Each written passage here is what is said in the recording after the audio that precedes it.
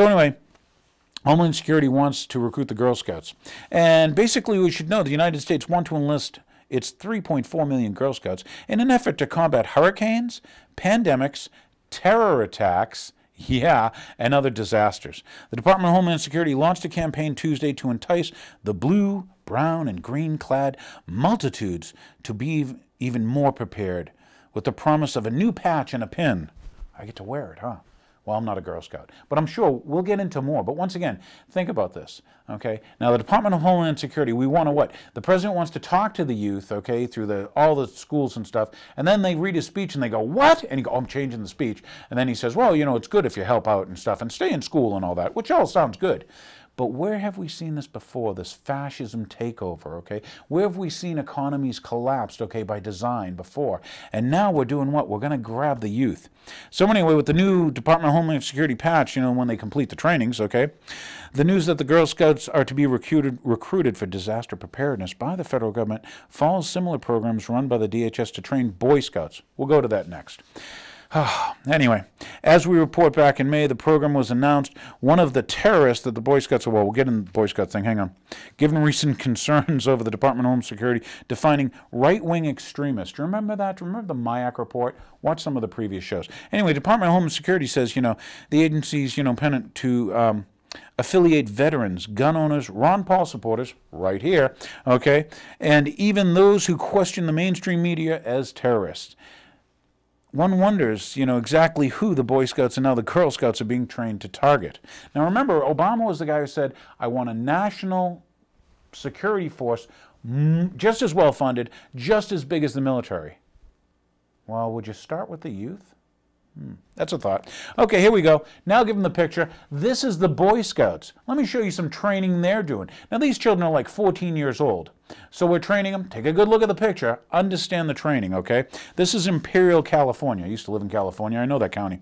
10 minutes into an errant mayhem in its town near the Mexican border, the gunman, a disgruntled Iraq war veteran, has already taken 2 people, one slumped in a desk, the other covered in blood on the floor. This is the image we're portraying, okay? And this is the explorers, okay, ready to enter buildings taken by terrorists in an exercise. Take a good look at the photo. We're training 14-year-olds, okay? And let's see, in the training exercise run by the Border Patrol agents, okay, Explorer Scouts from Visalia, California, prepare to storm the hijacked bus, okay? The responding officers, 8 teenage boys and girls, the youngest 14, face tripwire, a thin cloud of poisonous gas, and loud shouts. Bam, bam! Fire from behind a flimsy wall. They move quickly, pellet guns drawn and masks affixed. So we're taking our youth and we're training them what? Do you see this? Do you see the predictive programming?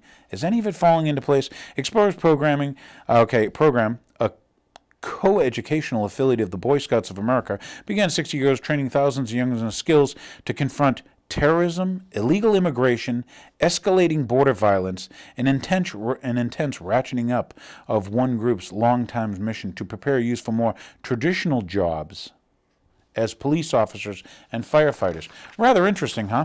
I mean, especially when you look at the picture.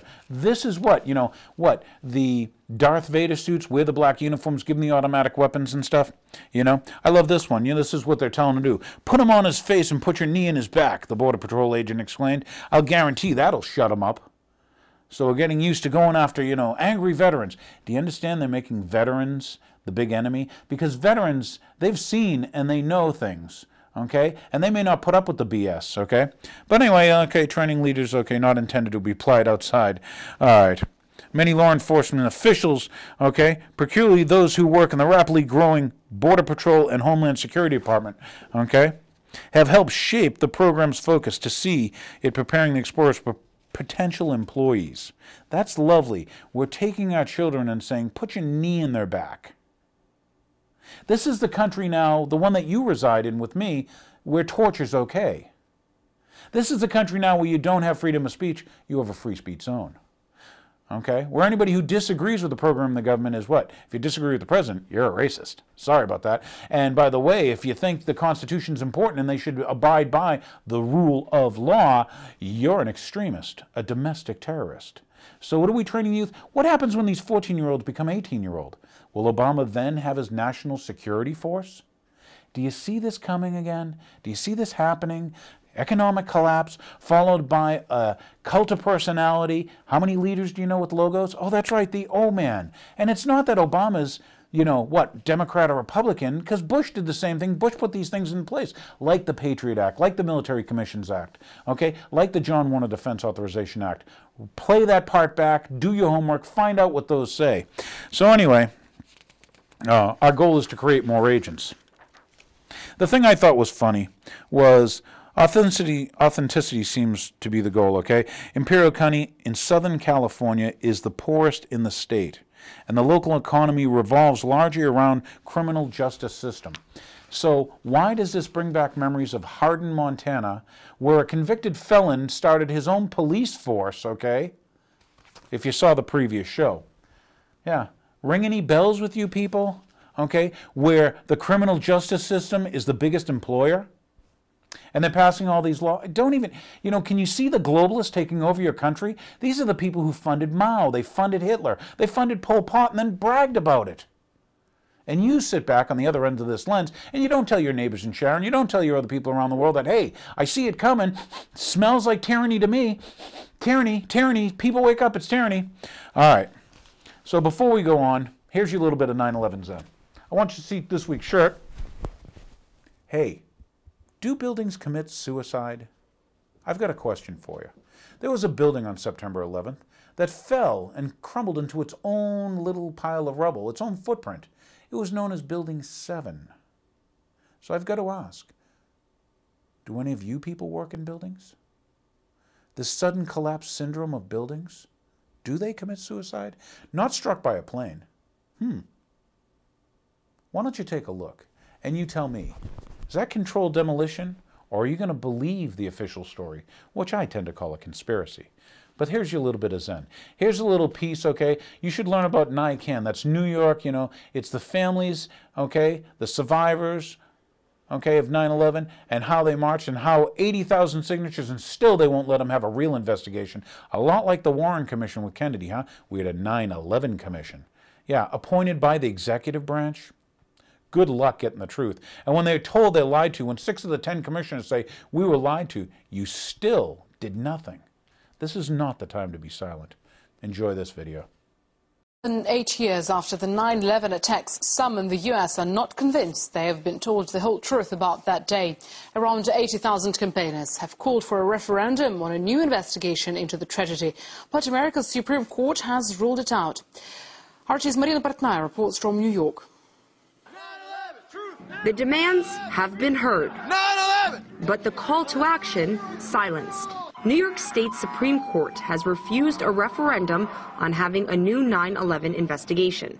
The initiative, supported by 80,000 voters, would have appeared on November's mayoral ballot. NYC Ken, a coalition of victims' relatives, survivors, and rescue workers, led the referendum campaign. Why didn't our fighter pilots intercept the planes? Why was my uncle's crime scene tampered with? Why did the military lie to the 9/11 Commission? The group accuses the 9/11 Commission of failing to answer 70% of questions proposed by family members. The vast majority of our signatures were... Executive Director Ted Walter says politics continues to block the will of the people. The fact that 80,000 voters have been silenced, the judge's decision clearly sends a message that investigating 9/11 or asking questions about 9/11 is not an appropriate thing to be doing. Over the years, questions surrounding the truth about 9/11 have spilled from the internet onto the streets. USA! From the East Coast to the West. We have questions, Mr. President. Hollywood actor Charlie Sheen is calling out the new president on his promise of transparency. We want our country back, Mr. President. Therefore, I'm not just calling on you and your team. I'm calling on each and every American citizen to wake up, stand up, and demand the truth. NYC Ken won't appeal the court's decision, but plans to take its campaign nationwide. Our next challenge is to reshape the public's views about 9/11, because the bottom line is the only way that politicians will do anything relating to accountability, to getting accountability, whether it's 9/11 or another issue, is if there's public outcry, if there's widespread public outrage. NYC Ken is disappointed but not surprised by the judge's decision.